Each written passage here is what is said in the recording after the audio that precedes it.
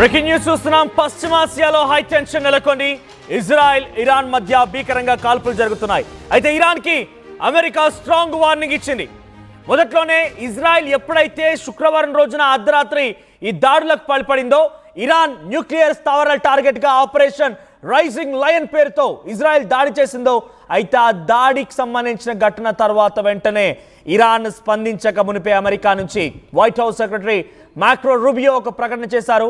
So అసలు ఆ దాడికి మాకు ఎటువంటి సంబంధం లేదు, ఇది పూర్తిగా సెల్ఫ్ డిఫెన్స్లో భాగంగా ఇజ్రాయెల్ చేసిన దాడిగానే పరిగణించాలి, మాకు దానికి ఎటువంటి సంబంధం లేదు, మీరు మా పైన ఎటువంటి విధంగా తప్పుడు ఆలోచనతో ఉండకండి, మీరు మా పైన దాడి చేయాల్సిన అవసరం లేదు, మేము చాలా స్పష్టంగా ఉన్నాం, ఇజ్రాయెల్ ఒంటరిగానే ఈ దాడిలో పాల్గొంది, ఎటువంటి సహకారం తీసుకోలేదు, మరీ ముఖ్యంగా సెల్ఫ్ డిఫెన్స్లో భాగంగానే ఈ దాడి చేసింది ఇజ్రాయెల్ అని చెప్పేటువంటి మాటని మార్కో రూబియో తన ప్రకటనలో ఒక విషయాన్ని వెల్లడించారు. మేము మా ప్రజలపైన మా ఫోర్సెస్ పైన చాలా స్పష్టమైనటువంటి రక్షణతో ఉన్నాం, మీరు మాపై దాడి చేస్తే ఎట్టి పరిస్థితుల్లో ఊరుకోమని వార్నింగ్ కూడా ఇచ్చారు. అయితే ఆ తర్వాత ఇరాన్కి సంబంధించినటువంటి ఆర్మీ స్పోక్స్ పర్సన్ షరీక్ అనే వ్యక్తి కూడా ఒక అనౌన్స్మెంట్ చేశారు. ఈ దాడిలో తప్పకుండా అమెరికా ఉంది, అమెరికా కూడా తామంటే ఏమో చూపిస్తాం, ఇరాన్ దెబ్బెంటో అమెరికా కూడా రుచి చూపిస్తామనే మాటని ఇరాన్ ఆర్మీ స్పోక్స్ పర్సన్ షరీక్ మాట్లాడుకొచ్చారు. కానీ అప్పటి నుంచి యుద్ధం ఏమాత్రం ఆగలేదు. ఈ నేపథ్యంలోనే డొనాల్డ్ ట్రంప్ మరోసారి వార్నింగ్ ఇచ్చారు ఇరాన్కి. The US had nothing to do with the attack on Iran. ఇరాన్కి అసలు యుఎస్కి ఇరాన్ పైన దాడి చేయాలని ఆలోచన లేదు, అసలు మేమేం చేయలేదు, had nothing to do with, అసలు చేయాల్సిన అవసరం కూడా లేదు ఆ దాడి అని చెప్తున్నారు ఆయన. So if we were attacked in any way, shape or form by Iran, the full strength and the might of the US armed forces will come down on you at levels never seen before. So నిజంగానే మీ పైన కనుక దాడి చేయాల్సి వస్తే పూర్తిగా స్ట్రెంగ్త్తో the full strength and might of the US armed forces will come down on you at levels never seen before. గతంలో ఎటువంటి విధంగా మునిపెన్నడు కని విని ఎరగని రీతిలో దాడి చేయాల్సి వచ్చేది. However, we can easily get a deal done between Iran and Israel and end this bloody conflict. So ఈ బ్లడీ కాన్ఫ్లిక్ట్ని ఎలాగైనా కూడా ఒక కొలిక్కి తీసుకొస్తాం, మేమే ఇరు దేశాల మధ్య సమన్వయాన్ని కుదురుస్తామనేటువంటి ఒక వార్నింగ్ని ఆ డొనాల్డ్ ట్రంప్ ఇరాన్ వైపుగా ఇచ్చారు. అంటే ఆయన చెప్తోంది ఏంటంటే నిజానికి మేము సంబంధం లేదు, మేము దాడి చేయలేదు, కానీ నిజానికి చేయాల్సి వస్తే కని విని ఎరగని రీతిలో మునుపెన్నడి చూడని విధంగా ఇరాన్ ఒక దాడిని చూసేది, ఫుల్ స్ట్రెంగ్త్తో వచ్చేవాళ్ళం, ఆర్మ్ ఫోర్సెస్తో వచ్చేవాళ్ళం, కానీ మేము దాడి చేయలేదు. కానీ ఇప్పుడు చెప్తున్నాను, ఈ బ్లడీ కాన్ఫ్లిక్ట్ని ఒక రకంగా కొలిక్కి తీసుకొచ్చే అవకాశం మా దగ్గరే ఉంది, మేమే దీన్ని కొలిక్కి తీసుకొస్తాం, నేనే మాట్లాడతానన్న మాటని డొనాల్డ్ ట్రంప్ వ్యక్తపరిచారు. ప్రస్తుతం డొనాల్డ్ ట్రంప్ ఒక స్ట్రాంగ్ వార్నింగ్ ఇచ్చినట్టుగా అర్థమైంది. అయితే ప్రస్తుతానికి ఇరాన్ కూడా చాలా భీకరంగా ఇజ్రాయెల్పై దాడి చేస్తోంది.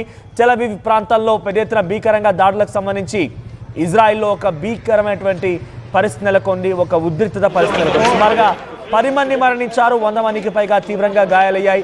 ఇరాన్ కూడా తన సెకండ్ ఫేజ్ ఆఫ్ అటాక్స్ని స్టార్ట్ చేసింది. ఈ అటాక్స్లో భాగంగా ఇజ్రాయెల్ కూడా చాలా పెద్ద ఎత్తున నష్టపోవాల్సి వస్తుంది. అయితే ప్రజెంట్ సినారియో ఏంటి, ఇజ్రాయెల్ ఎటువంటి పరిస్థితి నెలకొంది? మనతో పాటుగా మన తెలుగువారు భారతీయుడు అఖిల్ జాయిన్ అవుతున్నారు. సో అఖిల్ ప్రస్తుతం ఇజ్రాయెల్లోనే ఉన్నారు ఆయన. Yes Akhil, so present Israel situation ఏంటి? రాత్రి కూడా చాలా ప్రాంతాల్లో దాడులకు పాల్పడినట్టుగా తెలుస్తోంది. ఇరాన్ మిసైల్స్తో దాడి చేసింది, టెల్ అవీవ్ ప్రాంతాల్లో చాలా భీకరంగా దాడులు చేసి అక్కడ సుమారుగా చాలామంది మరణాలకు కారణమైంది, పెద్ద పెద్ద ఎత్తున బిల్డింగ్స్ అన్ని కుప్పకూలిపోయాయి. సో మీరున్న ఏరియాలో సిచ్యువేషన్ ఎలా ఉంది, ఇజ్రాయెల్ పరిస్థితి ఏంటి ఇప్పుడు? నైట్ మిసైల్స్ మళ్ళీ స్టార్ట్ అయ్యాయి నైట్, కాకపోతే దాన్ని ఐరన్ డోమ్ అనేది దాన్ని గాల్లోనే పేల్చేసింది. మేమున్న ఏరియాలో మాత్రం అయితే మాకు పీస్ఫుల్ గానే ఉంది. ఓకే, ఇక్కడ కూడా ఎలాంటి సిచ్యువేషన్ కూడా ఏం లేదు, నార్మల్ గానే. నిన్న షాబాత్ కాబట్టి నిన్న పబ్లిక్ ఏం లేరు, ఈ రోజు షాబాత్ అయిపోయింది, ఎవరు వాళ్ళ పనులకు వెళ్తున్నారు. ఎమర్జెన్సీ అనేది ఏం ప్రకటించలేదు, ఇంకా ఎక్కడ కూడా యుద్ధ వాతావరణం కూడా నెలకొనలేదు. ఓకే, అంటే టెల్ అవీవ్ ప్రాంతం మీరున్న దగ్గర నుంచి ఎంత దూరంగా ఉంటుంది? చాలా అర్బన్ ఏరియాస్లో, అంటే అక్కడ టెల్ అవీవ్ ప్రాంతం అనేది చాలా ప్రధాన నగరంగా తెలుస్తోంది ఇజ్రాయెల్లో. సో అక్కడ దాడులు జరిగాయి, 100 మందికి గాయాలయ్యాయి, 10 మంది మరణించారన్నట్టుగా తెలుస్తోంది. న్యూక్లియర్ సంబంధించినటువంటి స్థావరాల టార్గెట్గా అటు ఇరాన్ దాడులు చేసిందట. సో ఆ చర్చ ఎటువంటి విధంగా కొనసాగుతుంది, ఎంతటి నష్టం వాటిల్లింది అనుకోవాలి? టెల్ అవీవ్ మా దగ్గర నుంచి వెళ్ళి 10 కిలోమీటర్ల దూరంలో ఉంటుంది. ఓకే, నిన్న కొన్ని మిసైల్స్ మిస్ఫైర్ అయ్యి జరిగినాయని ఒక మ్యాటర్ బయటకు అయితే వచ్చింది. కాకపోతే అది ఇంకా మాకు క్లారిటీగా ఏం తెలియలేదు. 10 మంది వరకు చనిపోయారు అన్నది అది మొన్నటి నుండి ఈ రోజు వరకు అది తేలింది. ఎక్కువ మట్టుకు అయితే నష్టమేం జరగలేదు.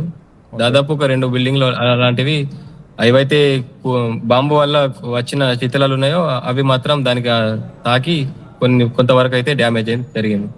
ఓకే, ఆ బిల్డింగ్ కుప్పకూలిన దగ్గర కింద వాళ్ళందరికి బంకర్లు ఉంటాయి కాబట్టి వాళ్ళందరూ సురక్షితంగా ఉన్నారు, ఎటువంటి డ్యామేజ్ లేదు. ఎటువంటి డ్యామేజ్ లేదు. కాకపోతే ఆ బిల్డింగ్ ఏంటంటే చాలా పురాతనమైన బిల్డింగ్. సో దానికి తట్టుకోలేక, ఆ శిథిలాలను తట్టుకోలేక అది కూలిపోయింది. ఓకే, మీరున్న ఏరియాలో ప్రజెంట్ సిచ్యువేషన్ ఏంటి? ఇంకా మిసైల్స్ రాత్రులు కనిపించాయా? మళ్ళీ మిసైల్స్ కనపడ్డాయా?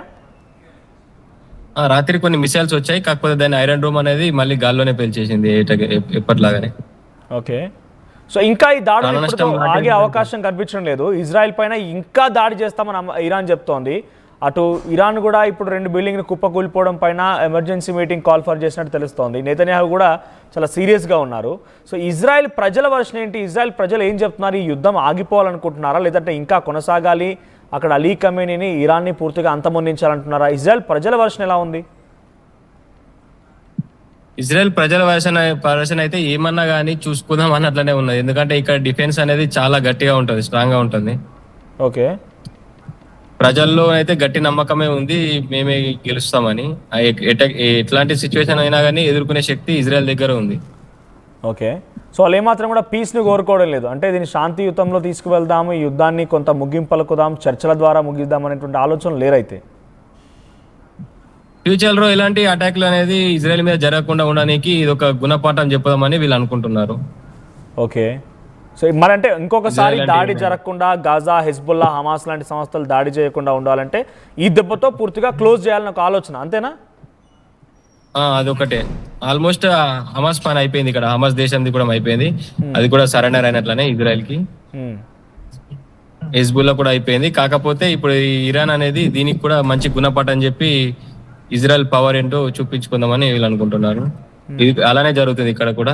ఓకే, చిన్న దేశం అయినా కానీ అంత పెద్ద దేశాన్ని కూడా మట్టి గడిపిస్తుంది.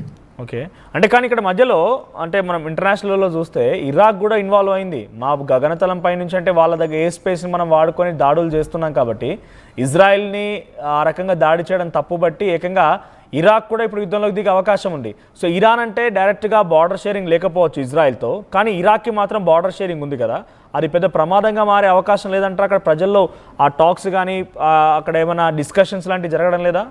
అంటే అది రిలీజియస్ కాన్ఫ్లిక్ట్ జరిగే అవకాశం కూడా ఉంది అట్లా. అంటే లాస్ట్ వార్ చూసుకున్నట్లయితే ఈ ఇజ్రాయెల్ 9 దేశాల మీద ఇప్పటికి కూడా ఓడిపోలేని ఒక చరిత్ర అనేది ఉంది. ఒక్కసారి ఒక 4 దేశాలు కూడా ఇజ్రాయెల్ పైన దాడి చేసినా కూడా ఇజ్రాయెల్ గెలిచే అవకాశాలు కూడా ఉన్నాయని వీళ్ళు చెప్పడం జరుగుతుంది. ఓకే, సో బార్డర్ షేరింగ్ దేశాల నుంచి లెబనాన్, సిరియా ఇవన్నీ ఏకమైపోయి దాడి చేస్తే అన్ని పక్షాల నుంచి దాడులు కనుక కొనసాగించాల్సి వస్తే వాళ్ళంటే ప్రజలు ఏమాత్రం భయపడడం లేదా? బార్డర్ ఉన్నటువంటి, ఎందుకంటే ఇటీవల కాలంలో భారత్ పాకిస్తాన్ మధ్య యుద్ధం జరిగినప్పుడు భారత్లో డెఫినెట్గా పాకిస్తాన్ని ఓడగొట్టాలనేటువంటి ధైర్యం, ఆ స్థైర్యం కనిపించింది.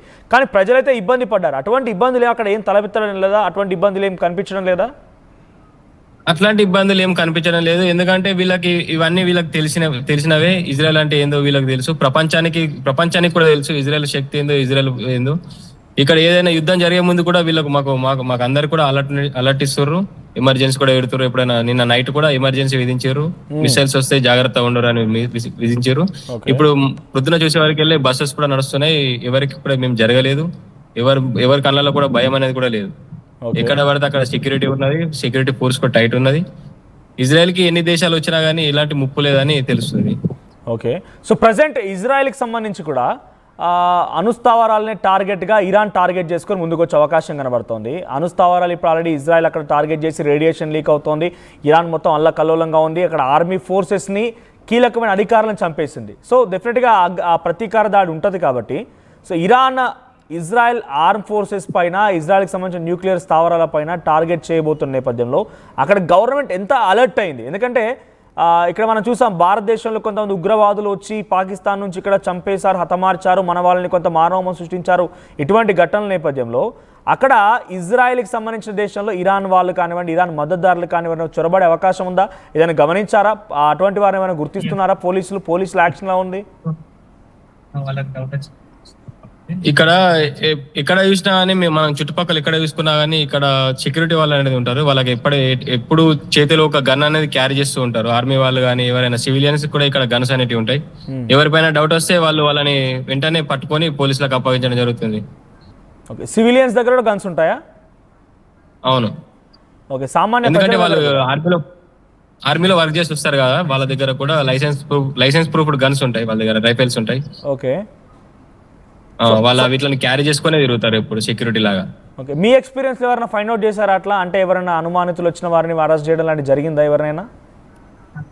చాలా సార్లు జరిగింది అక్కడ ఎయిర్పోర్ట్ లో గానీ అక్కడ గానీ. Okay.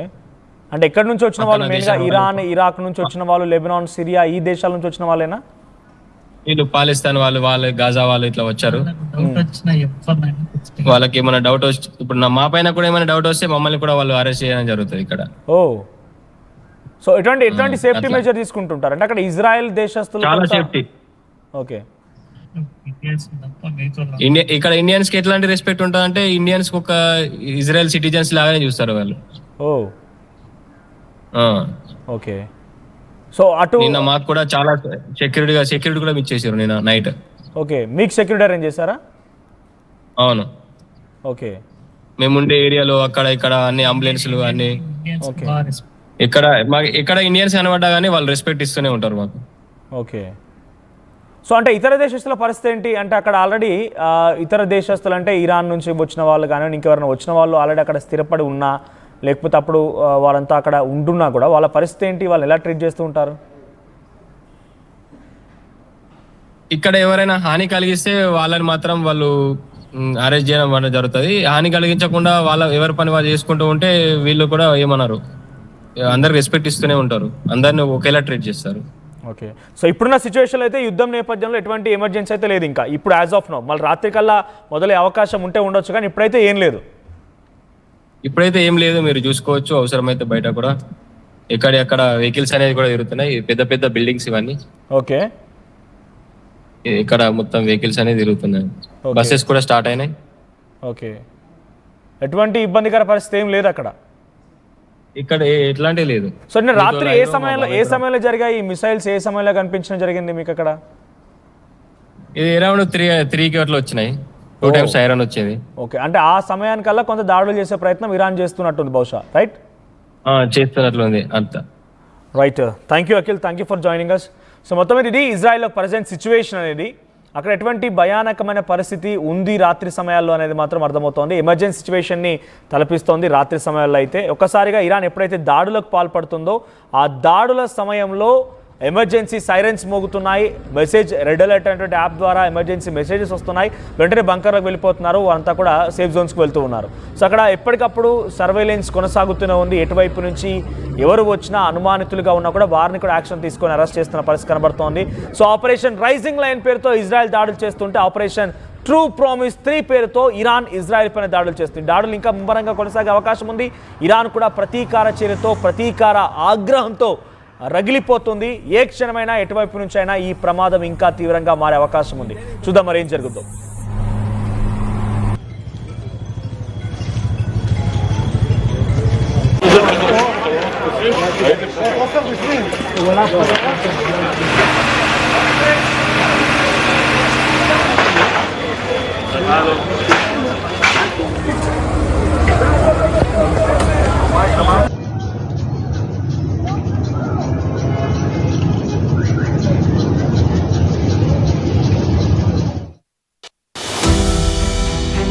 At KL, the expertise of the world in the palm of your hand. KL deemed to be university. తెలుగులో ఫాస్టెస్ట్ న్యూస్ ఇప్పుడు కొత్త అవతారంలో 5 సెకండ్లోనే పూర్తి వార్తా సమాచారం మీ చేతిలో. సోషల్ మీడియా ట్రెండ్స్ మీ కళ్ళ ముందుకే live TV and voice search options తో ఇప్పుడే డౌన్లోడ్ చేయండి. యాప్ లింక్ డిస్క్రిప్షన్ లో ఉంది.